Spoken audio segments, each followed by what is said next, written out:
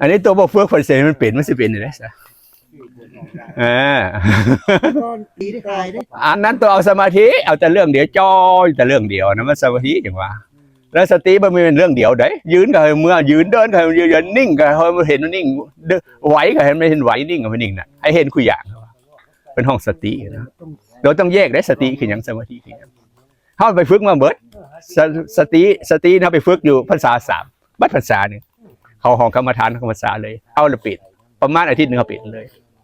คือท่านนั่นแหละท่านการยืนการเดินการนั่งการนอนเลี้ยวซ้ายเลี้ยวขวาก้มเงยเลี้ยวซ้ายเลี้ยวขวากินดื่มขี้เยี่ยวท่านบัด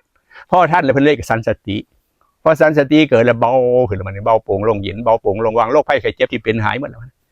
ผิวเคยดำหยาบนี่ก็ใสมีน้ำมีนวลกันเลยหมายถึงมีความสุขกันเลยนะแต่นั้นเราเห็นยังไม่แต่เกิดดับไปหมดเห็นยังปล่อยวางไปหมดทำไม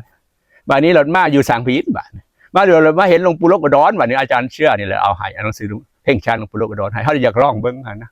เขาก็เลยร้องมาเพ่งอยู่3 มื้อก็เป็นหรือแลนจ้าเขาเลยแข่งกันดีไปเพ่งแบบใดครับเพ่งดังจมูกนะยกขึ้นมาจอใส่ดังจมูก3 มื้อนะนั่งเพ่งแลนจ้าเขาเลยแข่งกันดีนั่งสมาธินั่นวะบ้านนี้ออกมาก็เป็นคือเก่าเห็นยังก็เกิดดับคือเก่าเพราะว่าเขาเป็นวิปัสสนาอยู่แล้วเวลาเพ่งก็มันก็แลนจ้าเขาไปแข่งกันดีบัดออกมาก็เห็นแต่เกิดดับนั่นเลยครับว่าวิปัสสนาเขามีแล้วสมถะวิปัสสนาเขามีแล้วพอไปเห็นอะไรก็ยากมันก็ยังอยู่ในระบบสมถะวิปัสสนาเฮ็ดไปเฮ็ดมากกับเขากระแสมาเกิด7 ปีไปเนาะ